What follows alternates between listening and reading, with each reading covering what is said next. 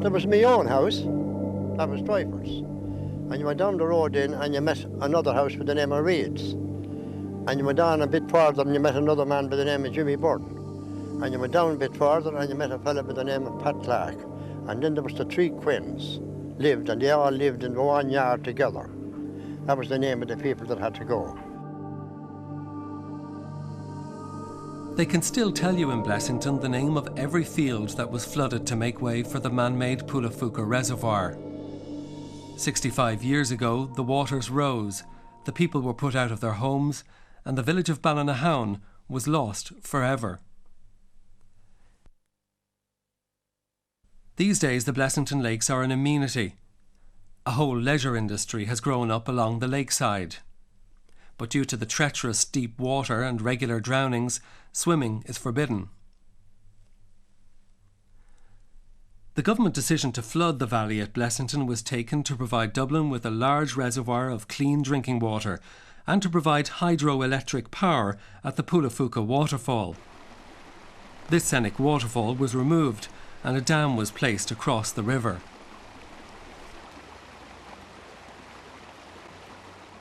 Today, little has changed at Poulaphouca Power Station. There is still a hum inside the control room where hydroelectric power can be switched into the national grid. Now, all this equipment is obsolete and the power station can be controlled by this small computer.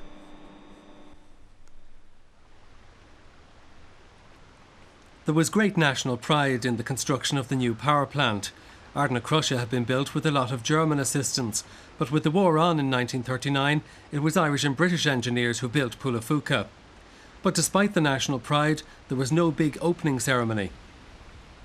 Well, I guess they didn't want to attract too much attention to themselves at this stage, given the war had just broken out and this would be a likely target, if there was going to be a target in Ireland at the time.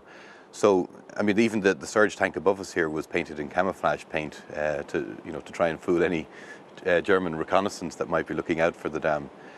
So, I mean, in fact, the war was to affect the construction of the dam in more ways than one, because the actual engineering parts for the generating stations and so on couldn't be produced while the war was going on and couldn't be delivered even because of the effects on shipping.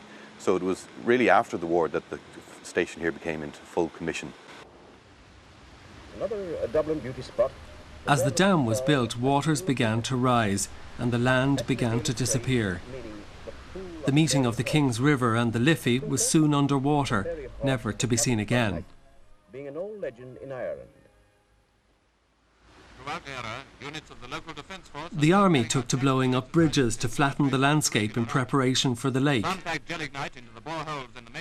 I remember distinctly coming from school, and about 3:30 or 4 in the afternoon, I can't remember the date, but my brother Broughton and myself went over around the corner in Blessington and down to the mill bank, and we weren't allowed to go any further, of course. And we seen the soldiers and all the people around, and we saw the centres of the bridge, the arches of the bridge being blown up. Trees were cut down, roofs of houses were removed, and many of the old homesteads were flattened to rubble.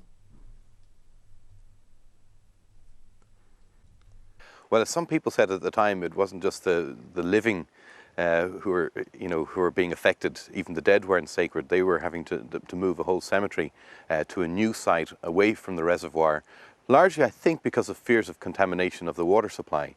The cemetery itself actually was just on the edge of the proposed reservoir and wasn't within it or anything like that. And it's arguable today, of course, it's always arguable in hindsight, I suppose, that maybe it didn't need to be moved. They could have done something to maybe allay those fears and actually keep the cemetery there at the same time. The bodies were removed from the graveyard, exhumed and transferred to here. As you see around, there's a lot of graves marked with unknown stones, like no names or anything on them. But this here attracted my attention because it is the heading of a door of the church. It's an antiquity, really, that it came from the old church and part of the heritage of the whole area. Though less than 25 miles from the GPO, the style of life hadn't changed in Blessington for over 100 years.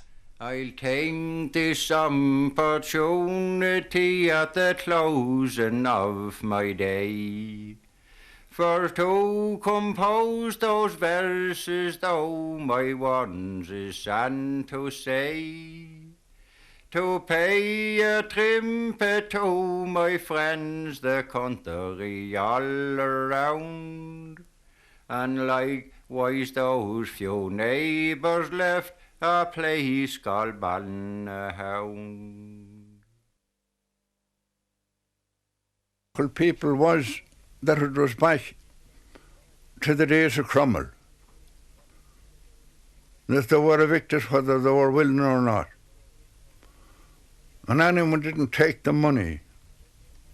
There was no sheriff needed. The dam was built and the water was the sheriff.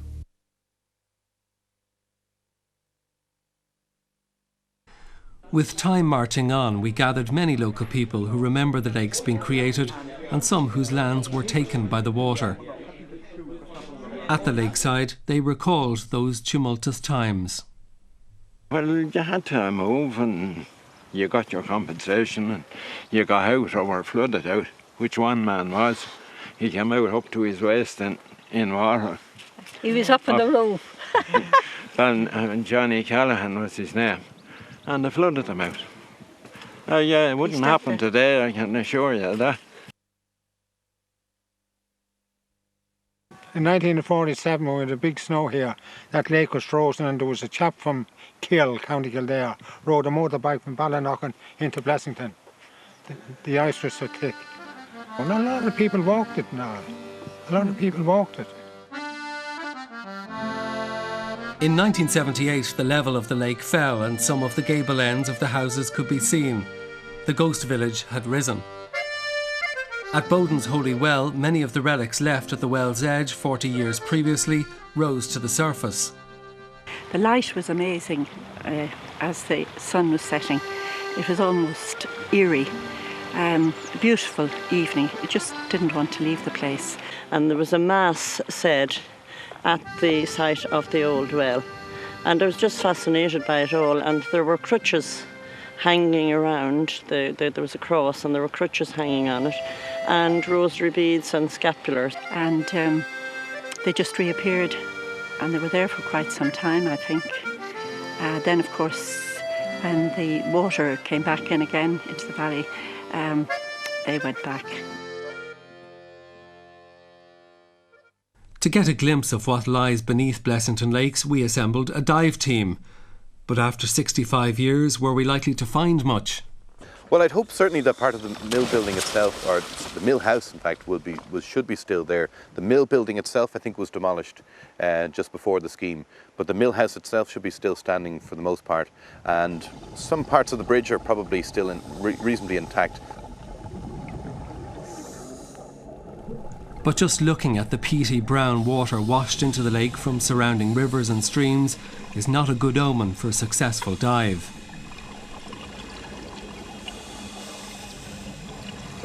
And it's just absolutely flat and featureless. It's nothing. There's the odd mussel lying on the sediment, but it's what I'd say it's 60 years of rivers feeding sediment in here, and whatever was there is now absolutely buried. 4 feet of wall covered by 6 feet of muck. I think so, yeah. Yeah, it's looking like that. There's another place we're going to try anyway, so we give that a go, where the old wall is, and see what we can get there. The Blessington Lakes cover 5,000 acres. Under the surface there are field walls, gate posts and rubble from demolished houses. We're sure we can find something. We did. Niall, we went in close to the shore here, near the reeds, and there's the remains of an old wall. So it's quite intact. Again, the visibility is not great. I swam down the wall once.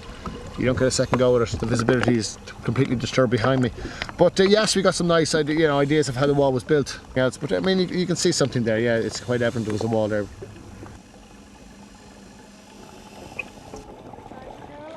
For most people, Blessington Lakes are a fantastic playground for boating, fishing and windsurfing. But many older locals would never go on or near the water, and people like Pat Hanlon still miss the villagers who walked the boreens of the sunken village of Ballinahown. Well, to me, it's like you're after having a big war. We were left with a valley of water. People come here, strangers, say it was grand. I wouldn't look like it anyhow. I'd rather be looking at the people that was in it. They're all gone.